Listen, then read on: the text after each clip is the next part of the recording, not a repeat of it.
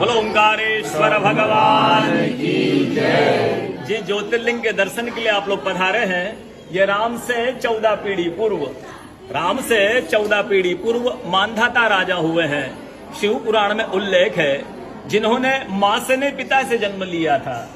उनकी तपस्या से ये शिवलिंग प्रकट हुए, स्थापित लिंग नहीं है। जिस प्रकार आरती करते हम प्रण अक्षर के मध्य, ओम अक्षर के मध्य, यह तीनों एका, जय शिव ओंकारा।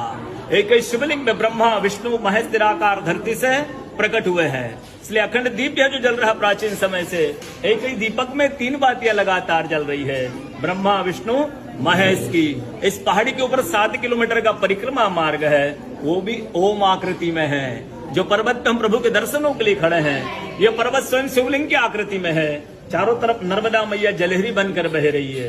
पूरे 12 ज्योतिर्लिंग में शयन आरती होती है, लेकिन बाबा का विश्राम ओंकारेश्वर ज्योतिर्लिंग में है, तो उनके शयन के लिए झूला पलना चौपड़ पास से बिछाए जाते हैं।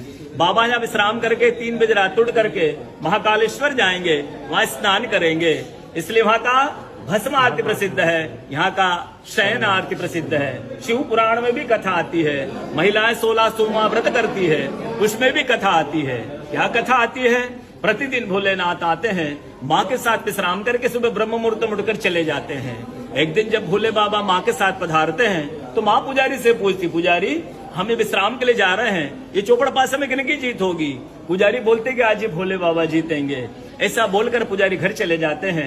भोले बाबा माँ विश्राम के लिए चले जाते हैं। सुबह ब्रह्म मुहूर्त में जैसे ही भोले बाबा माँ बाहर निकलते हैं, पुजारी द्वार पर रहते हैं। तो माँ पुजारी से पूछती, पुजारी कल मैंने आपसे पूछा था हम विश्राम के लिए जा रहे, चौपड़ पास में किनकी जीत होगी? आपने कहा भोले बाबा जीतेंगे। भोले बाबा नहीं, मैं जीती हूँ। माँ ऐसा बोल करके उनको श्राप दे के चली जाती है। उनके तुरंत पश्चात अप्सराएं शिवलिंग पे जल चढ़ाने आती, तो अप्सराएं पुजारी से पूछती, पुजारी अस्वस्थ क्यों हो गए, आप तो ठीक थे। फिर पुजारी बताते हैं प्रतिदिन भोले बाबा माँ के साथ विश्राम करके चले जाते थे। कल भोले बाबा माँ के साथ पधारे, माँ ने मुझसे पूछ लिया, पुजारी हम विश्राम के लिए जा रहे, चौपड़ पास में किनकी जीत होगी? मैंने कहा भोले बाबा जीतेंगे। भोले बाबा नहीं, माँ जीत गई, माँ मुझे श्राप दे के चली गई। अप्सरा बोलती, चिंता ना करो, हम अंदर जाकर शिवलिंग की पूजा करके आते, फिर इसका उपाय बताएंगे। अप्सराएं अंदर जाकर के शिवलिंग की पूजा करके बाहर आकर बोलती, पुजारी आप 16 सोमवार व्रत कीजिएगा, व्रत करते ही स्वस्थ हो जाएंगे, व्रत करते ही ठीक हो जाएंगे। ये वो कथा का दर्शन ओंकारेश्वर ज्योतिर्लिंग में प्रतिदिन होता है। बोलो ओंकारेश्वर भगवान की